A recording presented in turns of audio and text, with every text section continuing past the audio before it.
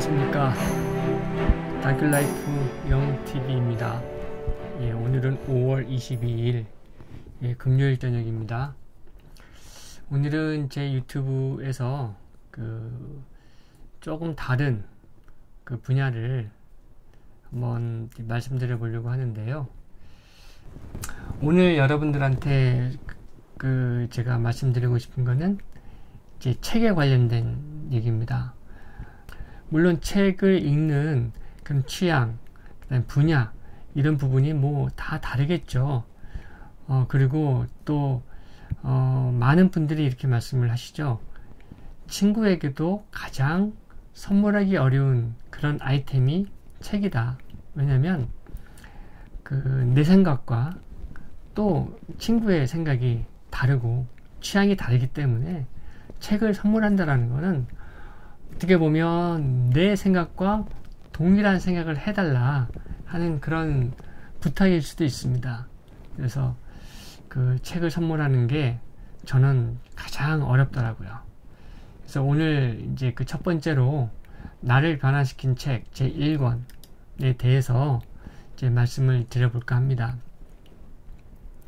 바로 흔들리는 영혼을 위한 청춘의 인문학이라는 제목의 안성헌 작가 겸 교수님께서 지으신 책이에요. 펴낸 곳은 북폴스고요. 제가 이 책을 처음 접한 거는 2015년입니다. 그래서 에디션은 2014년 2월에 5세로 인쇄된 책을 제가 지금 보고 있습니다. 그럼 저는 이 책을 왜 선택을 했을까? 여러분들한테 좀 설명을 드리자면, 제가 2011년 이런 생각을 했어요. 나는 전공책 외에 어떤 책을 또 읽었을까? 저는 진짜 전공책 밖에는 읽은 게 없어요. 제가 학교 다닐 때도 전공책만 공부했거든요. 다른 제 친구들이 토플 공부할 때 저는 그냥 죽어라 하고 전공책만 봤습니다. 참 제가 좋아하는 것만 하는 그런 성격이었나 본데, 그래서 이제 그때 나는 반성을 했어요. 도대체 나는 책을 한 달에 몇 권이나 읽을까? 그리고 마침 2015년도에 제게 좋은 경험을 할 수 있는 그런 기회가 주어졌는데, 젊은 분들 앞에서 제가 그동안 배워왔던 전공을 강의할 수 있는 그런 기회가 있었습니다. 그래서 그런 젊은 분들한테 어떤 이야기를 들려주면 좋을까를 고민을 했었어요.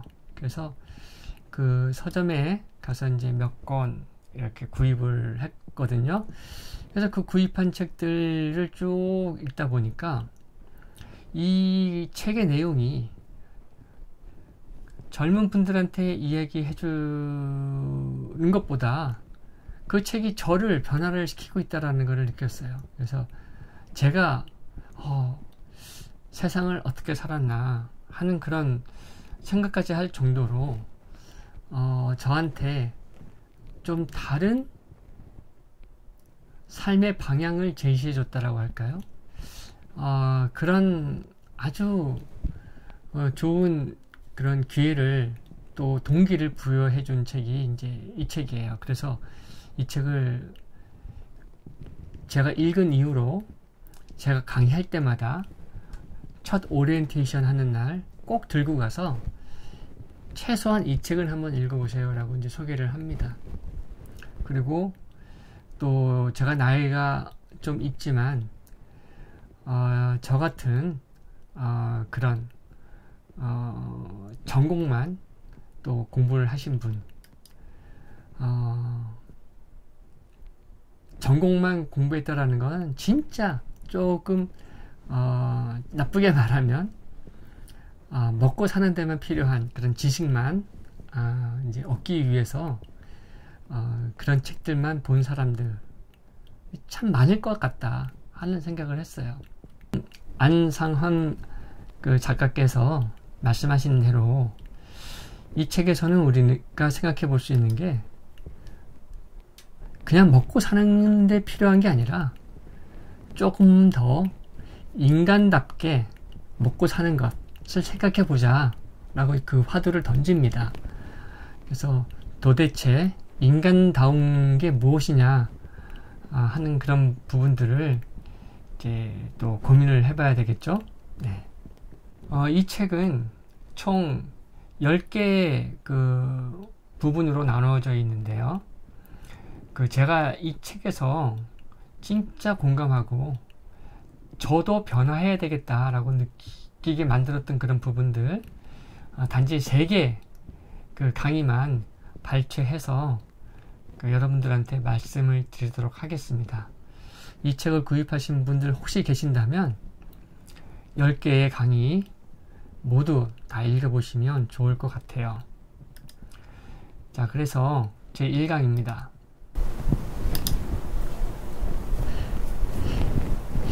리처드 바크라고 하는 그런 사람이 쓴 갈매기 조나단, 그 갈매기의 이름이 리빙스턴 조나단이죠. 그 리빙스턴 조나단에 대한 책을 썼는데 과연 중학생들이 그 내용을 이해할 수 있을까요? 초등학생은 어떨까요? 심지어 성인들은 이해할 수 있을까요? 그래서 그 안상헌 작가는 이 갈매기 조나단을 이야기하면서 그 자신이 좋아하는 그런 것, 자신이 사랑하고 있는 것, 그곳으로 들어가라라는 메시지를 조금씩 화두를 던집니다. 나중에 말씀드리겠습니다만 내가 좋아하는 게 무엇인지, 내가 사랑하는 것이 무엇인지 그것 자체를 알아내는 것이 정말 힘들거든요. 그 다음 책이 생텍쥐베리의 어린 왕자입니다. 제목이 그 어린 왕자예요. 그래서 많은 부모님들이 초등학생들한테 이 책을 읽히게 하려고 사주는 걸 제가 많이 봤어요. 저도 제 2 딸한테 아마 사줬을 것 같아요. 읽어보라고. 그런데 사실 이 어린 왕자는 경험을 해보지 못한 사람, 어떤 경험인지는 나중에 말씀드리겠습니다만은 경험을 해보지 못한 사람들은 이해하기가 굉장히 어려운 책이에요. 세상을 바라보는 다른 시각, 고정관념, 편견 이런 거에 대해서 작가는 쓰고 있고요. 여우를 등장시켜서 그 여우한테 독자들한테 보내야 할 메시지들을 간접적으로 알려주죠. 거기서 나오는 대사가 뭐예요? 어떤 날을 다른 날과 다르게 하는 것, 어떤 시간을 다른 시간과 다르게 하는 것, 그거는 결국은 그 어떤 것, 어떤 날, 어떤 시간을 특별하게 만들기 위한 노력이 필요하다라는 거겠죠. 또 그런 노력을 혼자만의 노력이 아니라 또 누군가랑 같이 만들어가는 것에 대해서 이 생텍쥐베리는 말을 하고 있는 것 같아요. 그 다음 저자가 또 얘기하는 것이 시인 황지우의 너를 기다리는 동안이라는 시를 인용을 합니다. 아까 제가 뭘 경험을 안 해본 사람은 내용을 이해하기 어렵다라고 말씀을 드렸는데 결국 사랑의 감정을 느껴보지 못한 사람은 아마도 이해하기 어려울 거예요. 자, 너를 기다리는 동안 내가 미리 그곳에 가서 그곳에서 들려오는 모든 발자국 때문에 그대가 오는 발자국인 것처럼 생각이 들어서 그 설레는 마음에 내 가슴이 쿵쿵쿵 거린다라고 쓰고 있습니다. 그 사랑을 경험해 보지 못한 사람은 내가 미리 가서 너를 기다리는 동안 다가오는 모든 발자국은 내 가슴에 쿵쿵거리게 들려온다 라고 얘기를 하면 도대체 이게 무슨 말이지? 하고 갸우뚱 할 겁니다.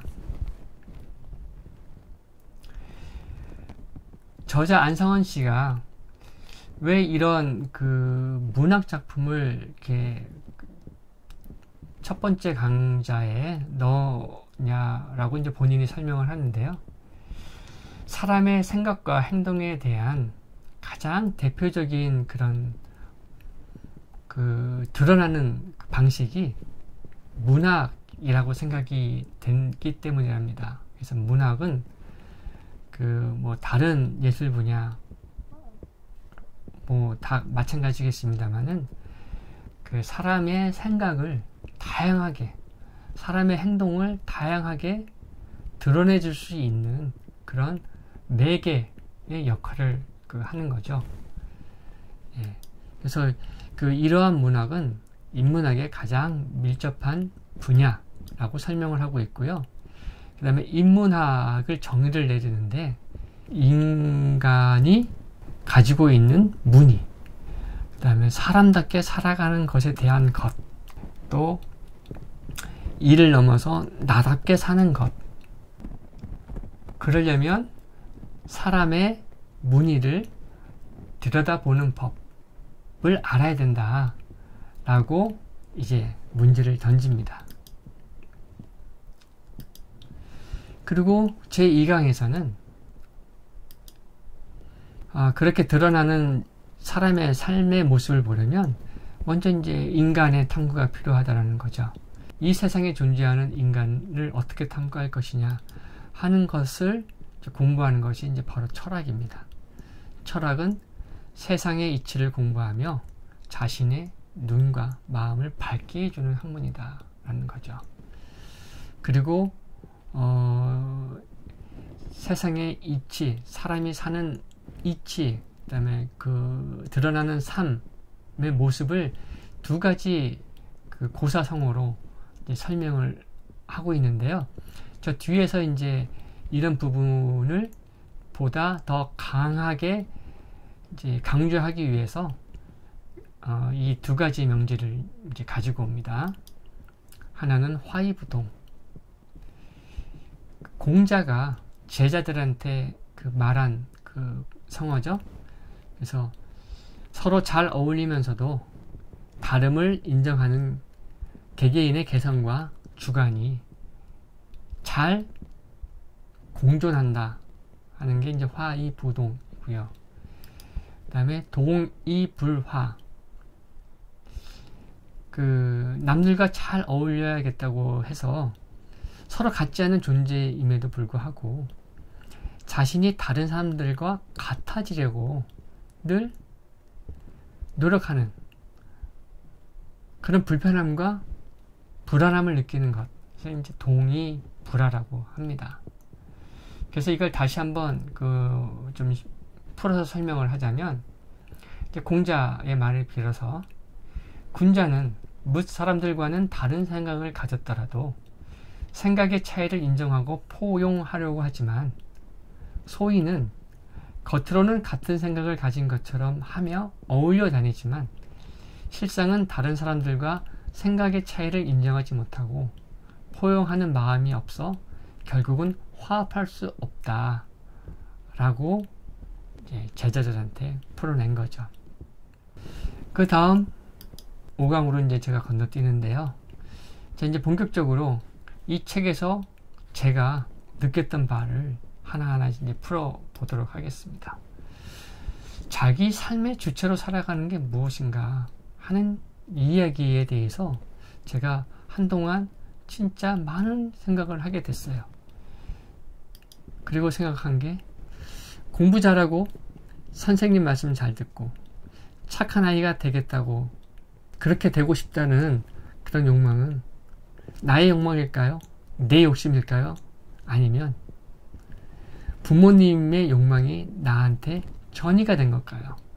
그래서 부모님의 욕망을 내 욕망으로 착각하는 게 아닐까 하는 생각을 해봤냐? 나의 욕망이 아니라 혹시 부모의 욕망이 나한테 전이가 된 것이 아닐까? 라는 질문을 작가는 독자들한테 하고 있습니다. 그러면서 프랑스의 철학자 자크 라칸, 욕망 이론으로 유명한 분이시죠.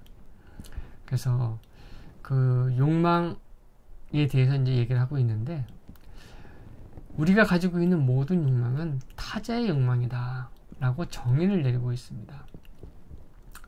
뭐냐면 그 나의 욕망은 다 다른 사람들로부터 영향을 받은, 그렇게 해야 된다라고 하는 그 일종의 압박이 나의 욕망으로 바뀌어져서 마치 내가 그걸 하고 싶은 것처럼 느낀다는 거죠. 실제로는 나는 그렇게 하고 싶지 않은데, 그 점을 이제 그 저자는 얘기하고 있고요. 또한 이제 이건 뭐 제 생각인데요. 우리 사회는 끊임없이 우리에게 자신 그리고 이 사회의 욕망을 전이시키고 있다. 그것조차를 깨닫지 못하는 사람들이 많을 거다라는 생각을 해요. 사실 저도 그런 개념 없이, 그런 관념 없이 정말 몇십 년을 살아온 것 같으니까요. 그래서 그 사회가 우리한테 대리 욕망을 전이시키고 있는 그런 것들을 깨달아야지만 내가 진짜 욕망을 발견할 수 있고 그 자기 길을 갈 수 있다 하는 거죠. 여기서 진짜 내 욕망은 무엇일까 하는 그런 고민을 하게 되는 거예요. 그래서 생각하는 게, 나는 내 생각의 주인일까? 타자가 한 생각을 내 것이라고 착각을 하는 것일까? 진짜 내 생각은 무엇이고 어디에 있나? 또한 모든 욕망이 타자의 욕망이면 내 욕망은 존재하는가? 내 욕망이 존재하는지는 알 수 없으나 지인이나 사회로부터 만들어진 욕망을 비판적 시간으로 바라다 볼 수는 있는 거죠. 그래야지만 자기다운 욕망을 찾아볼 수 있는 거예요. 그래서 그 과정이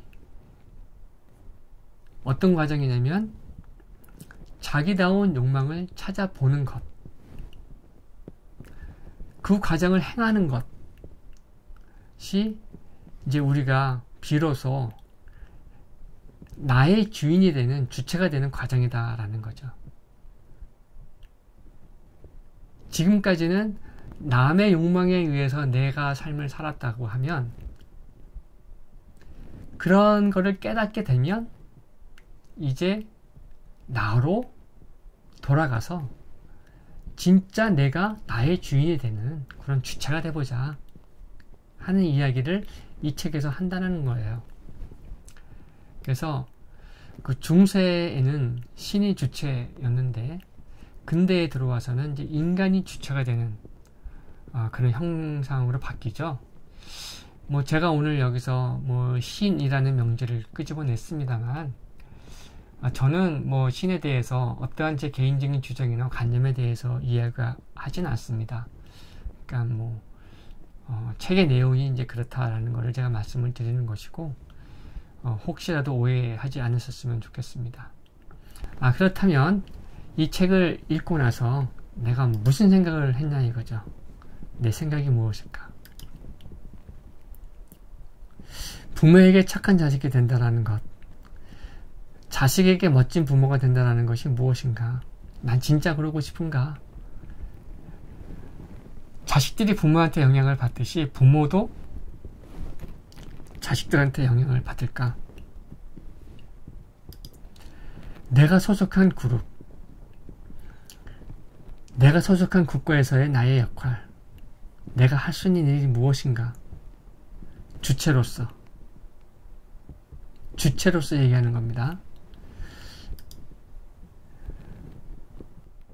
내가 나의 주인인, 내 생각의 주인인 나한테 어떤 영향을 주는 타인의 생각,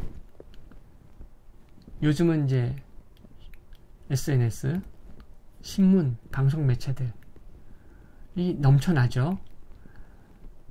내 생각을 막 흔들어 댑니다. 그러면서 어느새 그들의 생각이 나의 생각인 것처럼 둔갑이 돼요. 그래서 나를 지키는 것이 중요하겠다라는 생각이 들었습니다. 그래서 이렇게 많은 그런 방해꾼들이 있는 상황에서 나의 온전한 생각은 무엇인가? 그 다음에 아까 화이부동 얘기했었죠. 동화가 된다라는 것. 그 다음에 갈매기 조나단, 리빙스턴 조나단은 사실 외톨이거든요. 높게 날고 또 아주 고난이도의 비행수를 스스로 터득을 하려고 노력을 하고, 또 그동안에 해왔던 그런 평범한 방법에 반해서 새로운 것을 늘 추구하는, 그래서 외톨이가 되는 것. 그런 것 사이에서 또 내가 외톨이가 되더라도, 또는 내가 동화가 잘 된다 하더라도 그런 나의 주체적인 생각이 상대방한테 존중을 받을 수 있을까? 또 그렇다면 나는 타인의 생각을 존중할 수 있는가? 하는 그런 어떤 생각의 충돌, 관점의 충돌. 그렇지만 그거를 인정을 하고 또 잘 동화가 되는 그런 삶을 산다라는 것이 얼마나 힘든가 하는 거를 이제 생각을 하게 되었어요.